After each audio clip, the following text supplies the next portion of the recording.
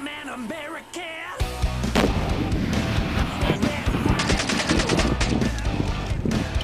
I'm a citizen of this world and of heaven. Some things were meant to be together. I believe in faith and freedom. Got a country too. I believe with faith and freedom. We're gonna make it through.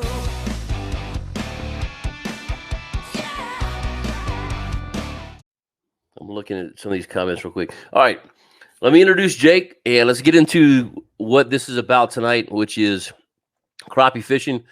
And sorry, I'm doing two things at one time: crappie fishing and the biology of it. So, anyway, I want to bring in Jake, who is the district supervisor, the lead. I said on the deal, the lead biologist for East Texas area for his district, which is 15 counties in East Texas.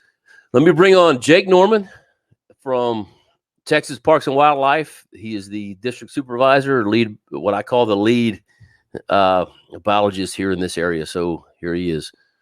How you doing, Jake? Doing good, Chris. How about yourself? Doing well. Let me change this a tad bit. There we go. Make us a little bigger. All right, man. So, first of all, welcome back to the channel. You've been on here before, and we had a great conversation about big fish. Do we throw those away? Do we keep them? What have you? Do me a favor, just do a recap real quick on that. What's the deal with big fish? Yeah, it was talked about before. Folks asking, everyone says, "Oh, those are our brood stock. Those are always ones we want to throw back." And to a certain extent, there's some truth. Those bigger fish are rare, so there's reasons to protect them. But at the end of the day, fish reaching sexual maturity, usually in this area around 10 inches, they're starting to contribute to the population. They're spawning. They're producing plenty of eggs, plenty of fry, fingerlings, everything.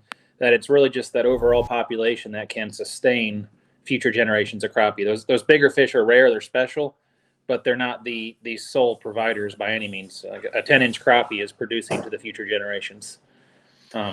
Did you say, and correct me if I'm wrong, did you say the 10 to 12-inch crappie are going to be the more prolific spawners?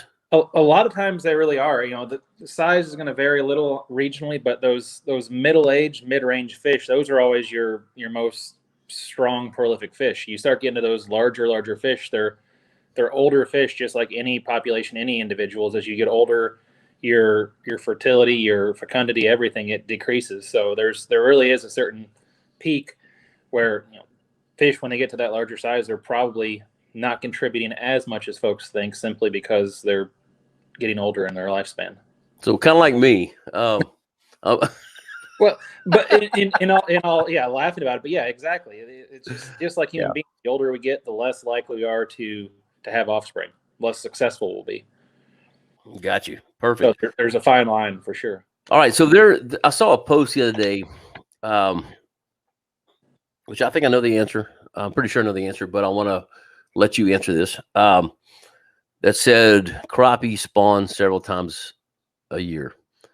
And let me give you my answer, then you can tell me if I'm wrong. How's that? Perfect. So what I think is that the female crappie spawn once a year, and the males may spawn with several different females. They may come in, spawn, make a bed, go out, come back in, make another bed. That's my philosophy.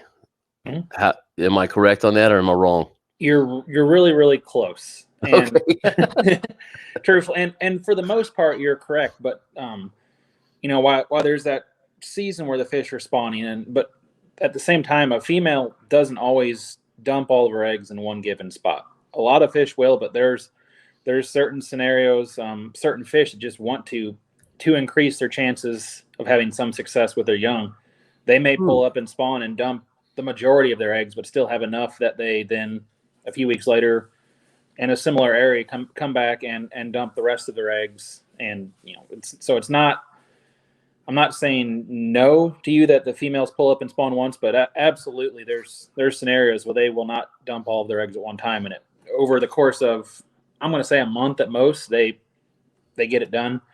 Okay. but it could be at a few different areas, a few different locations within the general part of the lake. Yeah, Crappie had a question, but I think we answered that one already. They spawn out or some retain eggs. So yeah, they do retain eggs. Well, what would cause them to retain eggs? Yeah, then usually the environmental conditions are the biggest thing. Either fluctuating water temps, water levels can do it, but the biggest thing, if we get just warm front after and then cold front back and forth, so the water is just never stable, and they can go through that peak window, say 3 or so months, where the daylight's right, the water temps are there, everything when they normally spawn. If we don't have stable water temps, that's one of the biggest things that's going to cause them to reabsorb their eggs. I'll tell you what. Let's pause on the questions for a minute because you talk to me real quick, and I'm gonna get back to them, guys. So keep putting them in there. You talked to me a little bit about some surveys that were happening. Yeah. Why don't you share some of this stuff with us, and that may answer some of the questions that are coming up here. Yeah, definitely. That's why I thought this would be some really good stuff to talk about, and it's creel survey data. So we do. I'm sure some folks around here maybe been interviewed from us before. Creel surveys are standard across the country, and it's in some fashion a series of questions we go and ask the anglers why they're fishing, ask them where they're from, what they're fishing, how long they'll be fishing, what they're fishing for. How many fish have they caught? How many fish have they released? Different sizes. So it gives us the whole angler component of our job of what's going on a given water body. So one of our other biologists, Dan Bennett, the district supervisor up out of Denison, Lake Texoma area, he's the one that actually shared this with me. So he was looking at historical creel data from 3 lakes recently, and these were pretty recent creels. I think it was 2017, 18 for one, 18, 19, and 18 through 20 for the other one. So pretty recent data. And I'll step back 1 second with that. This is all going to go back to talking about crappie populations, all the concerns with over harvesting, too much pressure on our systems now. I'll throw the Livescope word out there. Everyone's saying, oh, we're going to wreck the populations. And people are all, we got to change the regulations, need to cut back on harvest, need to everything. We're going to decimate them. Populations will be trash. So Dan pulled up our creel data from a lot of these lakes, and a few things instantly jumped out at us that were kind of eye-opening. Just some general background. I took some notes so I don't forget on it. Few parts of this are just kind of more gee whiz data, but in Texas at least, your average crappie angler, and again, this is all folks. That's what's good about our creel surveys. It's not just the diehard anglers and the guides. This is anybody we talk to in the state fishing for crappie. So on average, their given trip in a given day is about 4 to 4.5 hours total, which I think lines up pretty well if you look at it on average. Again, the typical angler, average angler for the whole creel survey, they average about 5 to 8 crappie per angler per trip. If you put that in, it doesn't matter how many people are in the boat, but total across the state, be it 1 angler in a boat, 15 anglers in the boat, the average person is taking home 5 to 8 crappie per trip. One of the bigger things is our harvest limits. If where we're at right now, of all those people interviewed, there's only 4 to at most probably 8% of all crappie anglers in the state that actually are harvesting a limit on any given trip. Really? So in Texas, that's 25 crappie. So of our entire population of folks fishing for crappie, there is 4 to 8% of those people that actually are bringing home a limit. That's one big right there that I think is pretty important. So if we dive into that a little bit more, one thing he looked at is if we because we also during these creel surveys, fish that are harvested, we get the lengths on them, so we know the size of all these fish that are being harvested. So if we took our current 10-inch minimum length and bumped it up just to 12 inches per se, that would reduce the overall number of fish that are harvested by folks in our state by over 50%. Wow. Which is a big number. But one thing to backtrack on also, if you heard me say before, sometimes reducing harvest could actually hamper the population. If you're looking at forage abundance, overall density, populations of fish, growth rates being the biggest thing, suddenly if you start reducing harvest, you have more fish in the population, you have more mouths to feed, those growth rates might slow down, and you eventually end up with slower growing fish, overall smaller fish. So reduced population alone is not necessarily a good thing. And one last thing, he looked at then if we stayed at 10 inches for that minimum length limit, but reduced our bag from 25 fish per person per day down to 15, we'd still be looking at, say, 82 to 85% of our entire, again, population of crappie anglers would not be reaching the limit on any given day. Mm. So that's still, I mean, we're still looking at then 15% or so people that would be reaching that limit if it was at 15 fish per day. Okay. So that really, all of those numbers, all of that data really, I think, drives home again that harvest is not what really influences our crappie populations in this state. It just isn't. Okay. Yeah, I've said before, harvest isn't going to drive down a population. It isn't going to crash it because you can't over harvest crappie. They live fast, they die young. When they have good spawns, there's crazy populations, and it's a whole lot more influenced by their spawn, their year classes, the habitat present. And angler harvest is just not affecting that overall population abundance. And you said here, basically in East Texas anyway, the average is 4 to 5 year old for average lifespan. Yeah, lifespan. Yes, I'm sorry. Yeah, 3 to 4 or 5 years at most for the average lifespan of a crappie. A 6-year-old crappie is an old fish. It really is. So again, and then there's a difference between total population numbers and, say, population size structure. How many big fish, how many trophies are in the lake? That's a whole different animal. But for the folks that are that are worried about wrecking the population, about decreasing it, our numbers continue to say that's just not going to happen. Okay. And so let me just clarify this real quick, that because I asked the question too, because I didn't want to be associated with this, but they're not looking at changing the limits. They're not looking at changing the sizes. Nope. So that's not what was going on here. They're just looking at if that was to be done.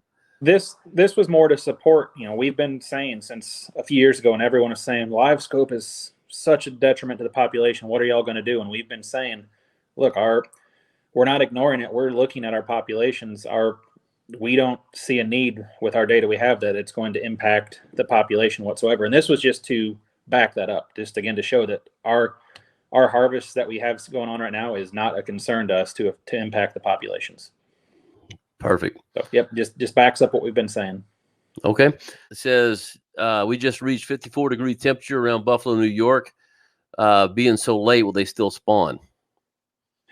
I would venture to say yes up there. One, that sounds frigid right now, and that makes me cold to think about. I'll add that. I don't miss cold like that. We're about to be in summer patterns down here, but every region has a given window where the spawn is going to take place. I mentioned here in Texas for crappie, to me, it's on average March and April is the peak. I've seen it happen in June. You could see a little bit in May. Later than that, it probably won't. I'm not familiar with up there of what that typical window is, but I'm sure it's a couple months long again. So if you're within that window, it could just very easily happen later than normal, but still happen without a doubt. So do me a favor real quick, because I know we talked about it last time, but go back to, and you touched on it just a minute ago, but some of the things that were like temperature, long days, just for his sake on that. Because I would assume that would be the same thing all across the country, correct? Yeah, for the most part, water temps are water temps and crappie are crappie. So most places of the country, it's not uncommon if you have a stable and warming water when it hits 57, 58 degrees. That can be a very, very magic number. It doesn't have to be 60, 62, 63. It could happen at 54 if it's warm and stable, but 57 to 58, it typically happens. And the length of day is the other biggie. Every day this time of year, the sun's up longer, and that actually, the fish notice that as well. And why that matters, I honestly don't know. I'd be making something up, but it does. You can see it even in our hatcheries that they have to, for rearing bass, they have to simulate light at times to get the length of day right, to get those fish in the mood to spawn. It's not just water temperature, and it's not just length of day, but those two things combined, and increasing length of day and warming water, stable and warming is what really triggers fish to spawn. Okay.